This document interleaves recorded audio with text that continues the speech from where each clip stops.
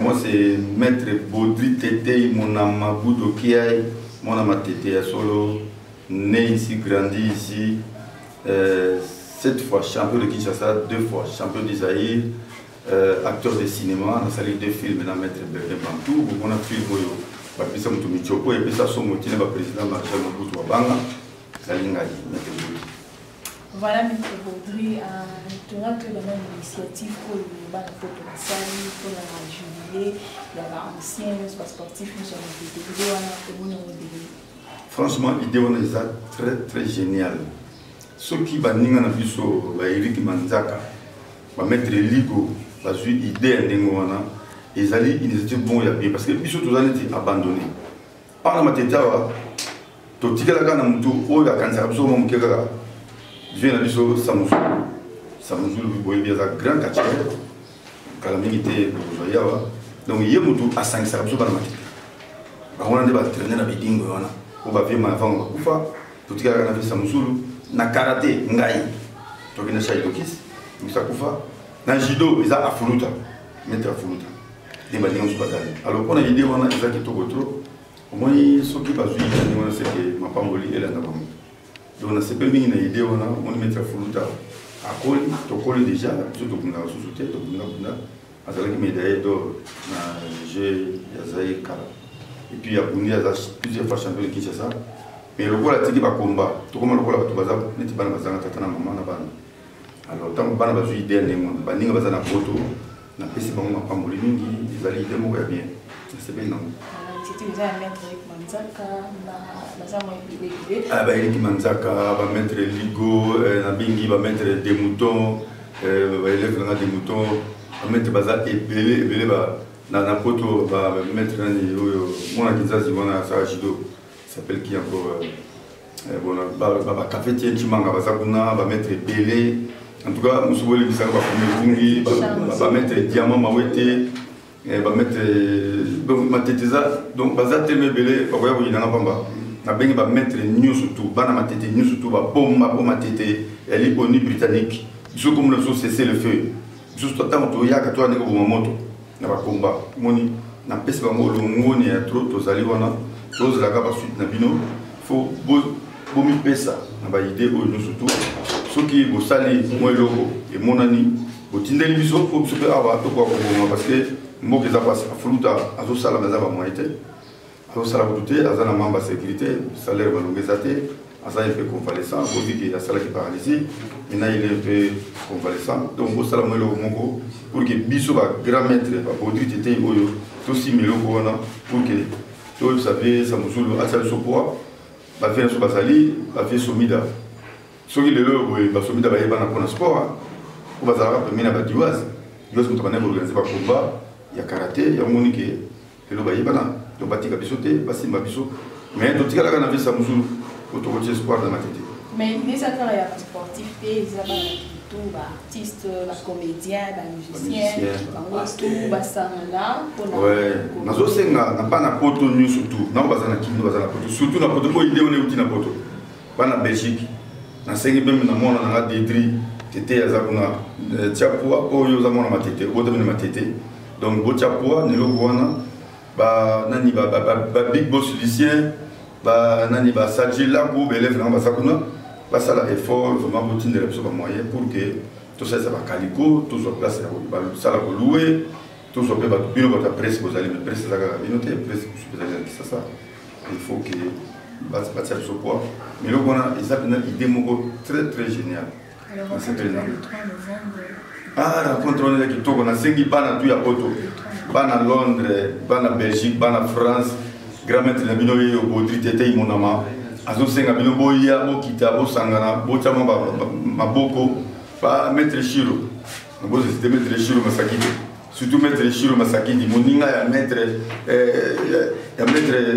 afuluta Chiro Masakidi ngana benga ke ngombe ndi wana bena ngombe ko asala karaté asala pe judo asala pe kachi chimete Chiro donc atia kona lokona ba chamboli ngambe bazala wana bacha mutu kone lokoyo ba mettre gama bocha mutu na makambo yo comme ça total nini au salama alors na to c'est la kato ka suite na bino les trois to lingi bana matete ba kende liboso matete ni britannique matete ensemble po tout le monde na bilili c'est-à-dire matete ensemble po lingo ba matete lisanga to bima to fungoma matete to fungoma c'est songa na ko limbola ndengo matete ensemble po matete bisonu surtout lisanga to fungoma merci mingi na bino bambote bon na pesi bambote en tout cas basé quelques-uns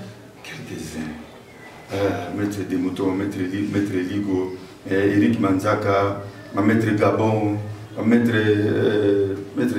Baïna, maître Chiro, Jean-Paul Ngambe, sans oublier petit Ngamsu Yakaché, na Moufoua, Nani Yazara, Konomi Mingi, Ayaka Mingi, pas via idée d'ajoute. Donc, absolument tout mot théâtre, maître Tala. Oui, bonjour maître, c'est beaucoup de se présenter, donc présentation ça va bien. Merci de la présence Nabino. Ngai Samuzulu Makiona Bavukia, vétéran entraîneur d'arts martiaux. Donc, Somoni, Oyo Bakwa, champion. Je suis champion d'Afrique et d'Ingwe, élève Nanga. Nous avons managé le premier champion de maître Shiro Masakili. Évidemment, ça n'est fait Nanga, mais quand on est oncle de quelqu'un, on est sollicité pour la bakimono, on peut ça. Donc, ces premières victoires à Biema, il y a un manager. Entraîner Batu Mingi et puis à partir de Bisso, la matete Mingi Basu modèle. C'est comme ça que dans la boxe, le judo, la lutte, le karaté, le taekwondo, na modèle na Bisso, Balandi, le Tobiniga Bisso Moko va porte étendard. Donc matete la porte étendard, il y a des arts martiaux. Donc la réalité c'est un guitare pour encadrement et ça la société ngai na quartier nyonso pour nazonga les fils qui pour encadrer moi si vous tous en commission d'assistance technique au catch ils ont déjà l'un des coordonnateurs principal alors nazongi pour tout le gâteau zongi ça va arts martiaux pour tout tika la porte étendard au lieu de tika ba tout Bako va continuer à biso, bako va continuer à biso. Donc toujours sur le site. Non, parce que tout le monde peut arts martiaux vraiment. Les ils sont en ampleur, dans la matete, dans la Congo. Tout le monde a plus de sport, le football, le ce soit là. Maintenant que les doyens, ceux qui ont besoin c'est là et ça l'a bien cassé. Effectivement. Donc toujours sur ça. Maintenant la tellement pour matete zone la porte étendard. Je vais te guider, à part dans le côté de décanteur, mais Wali, Pélican, c'est équivalent à la tête. Tu quittes Mingi, mais c'est quoi ton zonga? Ton zonga, ça va se préparer pour ton zonga, c'est arts martiaux. Le premier plan, il y a ma tête. Non pas les arts martiaux seulement parce que nous sommes au champion d'Israël, avec les Kembo et tout ce que vous connaissez. Nous sommes champions, nous avons sport Nyos, toutes les coupes. La coupe Nyos est à Awa, nous sommes mingi par élèves. Depuis que nous avons tinda catch, nous avons katana.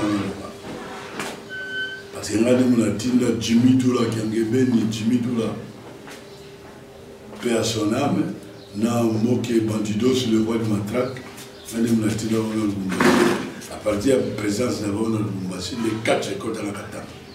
Et notre premier meilleur quartier de la Katana est qui Kandamena, Michel Kandamena, Kovo. Mais malheureusement, paix à son âme, lui aussi est décédé.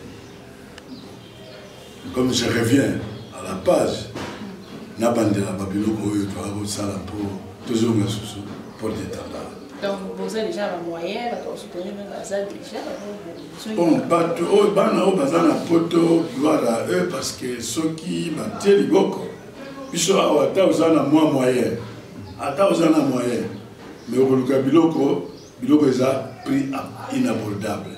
Le coup, la bagarre, est tellement cher qu'il y a tout dans le bâtiment est tellement cher. Mais bango ba ko ine biso so batine biso matériel. Moi je suis en train de me préparer pour fabriquer, pour créer un dojo spécial pour la armation.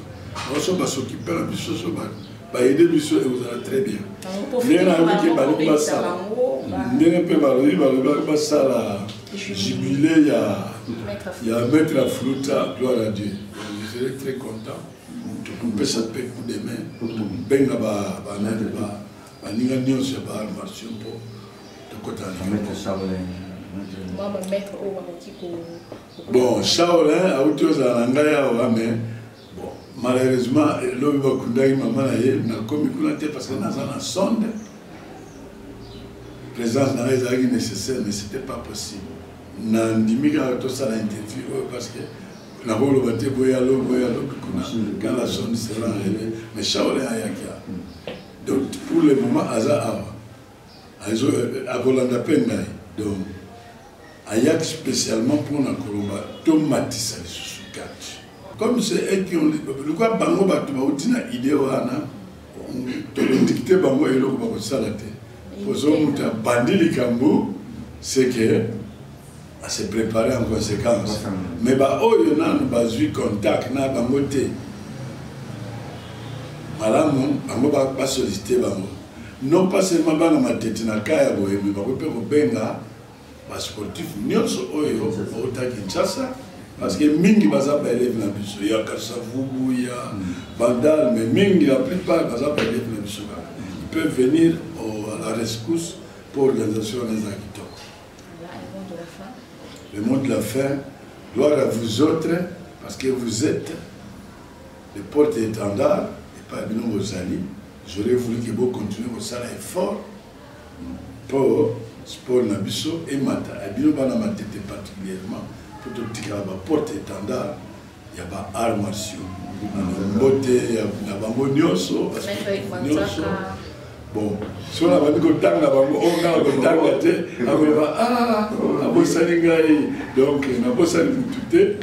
gloire à vous autres, bonjour à vous tous, et que la paix dans le sport réside en vous.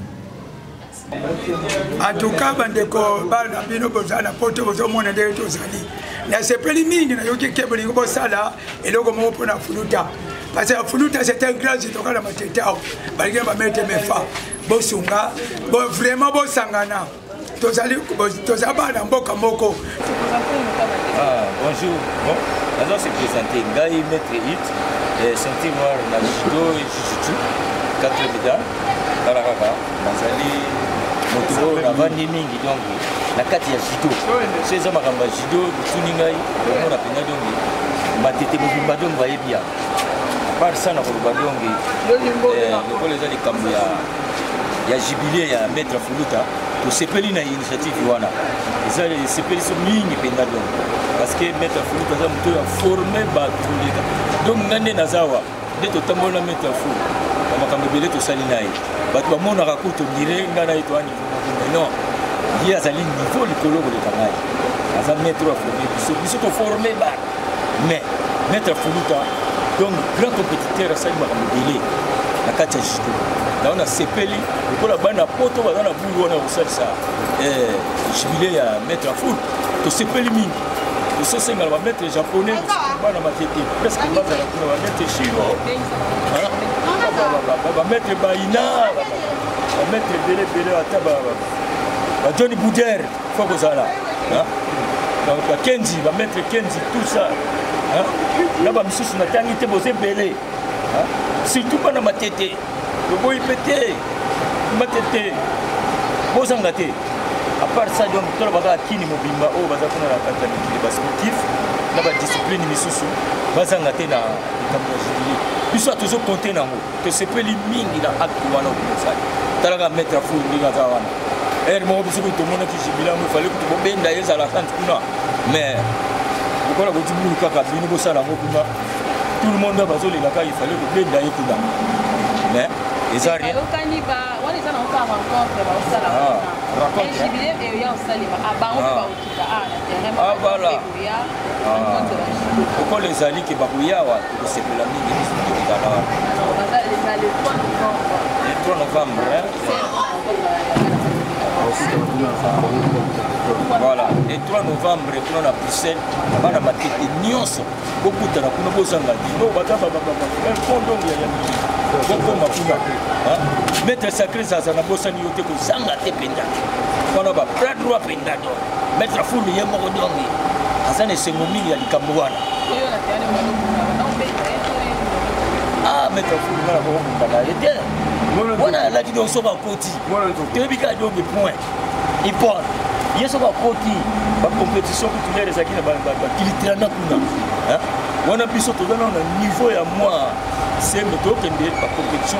Maître Foula Rose a toujours donné comme on a mettre un passe. Mettre un passe. Mais pas. On dit, ce qui va côté dominani, tu es à point ici. En tout cas, dans ces pays, la remercier de notre Madame Kili, l'initiative.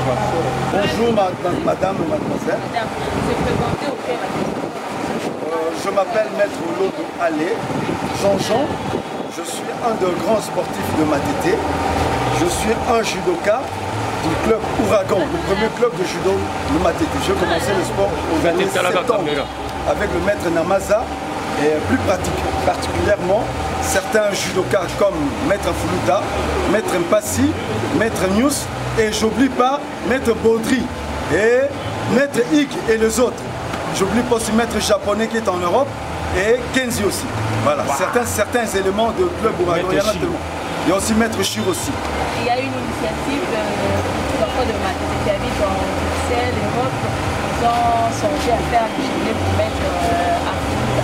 Alors, qu'en pensez-vous de cette initiative? En tout cas, je suis tellement ému, je suis tellement émerveillé par cette initiative parce que Maître Africa, un des grands sportifs de Matete, il fut aussi champion de la RDC de 4 saisons de section lourde avec le maître Mefa. Et c'est quelque chose qu'on attendait depuis longtemps. Et l'ami qui a eu l'initiative, s'il est sportif, en tout cas, je l'aimerais qu'il puisse encore faire davantage. Merci. D'accord. C'est un petit Gafoni d'Eric Manzaka. Ils sont nombreux, plusieurs maîtres là-bas. Ils sont réunis. La rencontre, c'est pour le 3 novembre. Alors, si vous avez quelques maîtres, vous pouvez aussi faire appel à eux qui se rencontrent là-bas le 3 novembre à Bruxelles. Bon, ici à Kinshasa, plus précisément, j'appellerai notre encadreur qui nous a initiés dans les différents techniques du judo, comme par exemple Maître Mario, qui est un de nos doyens. Ouais. J'appellerai aussi Maître Vital Passi, qui est secrétaire au parquet de Matete, qui est un des fondateurs du club Ouragan, qui soit parmi nous, comme aussi Maître News, qui est professeur à Kisantou, un des grands professeurs de chimie. J'appellerai aussi Maître Passi, qui fut aussi un grand professeur en Moamba. Et je n'oublierai pas aussi notre doyen Samoussoul, que nous sommes devant son enceinte, notable député aussi. Voilà. Et à l'extérieur, en Europe, en Europe, j'aimerais que, par exemple, Kenzi, qui est aussi un judo qui est à Paris, japonais qui est à Paris. Il y a aussi Sacré qui est en Europe. Et il y a aussi notre ex-président, Maître Lou Mukendi, qui est aux États-Unis. Parmi eux aussi qui essaient un peu de nous aider, nous épauler. Bonjour, Merné Nico. Bonjour, c'est Maman Ndélengi. Boni. Samba Simbae. Manzaka, Dendara Samba Simbae. Ok. Boni, pour la Maramba Fuluta. Pour Camille, tu es le 3 novembre. Bon, Maramba, il y a Fuluta Penza, on sait à tout qui Penza pour Baza, surtout dans la Tchang. Donc, il y a des cas pour Fuluta, Ali, moi, il y a qui ça, mon bimba. Njili, tu sais, surtout dans la Njili, il va mettre carré. Jackie Maria tout boya pour na mettre Fuluta pour que mettre na bundi to pour na bana matete aka pour na bana matete da suki na matete da suki Congo mobimba surtout ba to senga changu tous les 4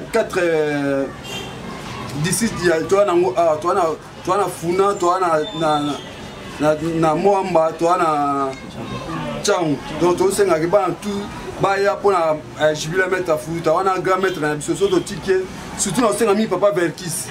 Papa Verkis obi mutuno mwana fuluta bundi mpona yo afanda nsima na yo trop donc so otiki initiative eleka yo za te ezala place mpona papa Verkis kiamonga na mateta. Voilà, le 3 novembre sikoyo bazoorganize mwa soirée ezala na poto mpona bengisa mwa bametre mwa bavie baartiste eka bametre te donc mwana nyonso matete wayebi ya fuluta akoparticipe na soirée wana esala bien bengisa mwa na Bruxelles epai mene bana matete boyebi surtout yo mo murunda oyebi ke wana ve na yo ya chabwala avanda nsima na bomba porte rumbara yo oyebi kokomanke initiative ya manzaka te mpona na initiative ati mpo lelo abimisa maître fuluta sa jibile na ye maître Gabon yo oyebi kaka base yango oyo petit na maître manzaka encadre kitoko rai biotu maître lebombo oyebi kaka matete yango oyo matete eza imbattable oyo eza deja esangani eloko mosusu matete ensemble yango toluka tomona yango initiative alibo tomona pa maître fuluta nana mingi oloba ya te baya mikili mboto ya bino yango na ciao.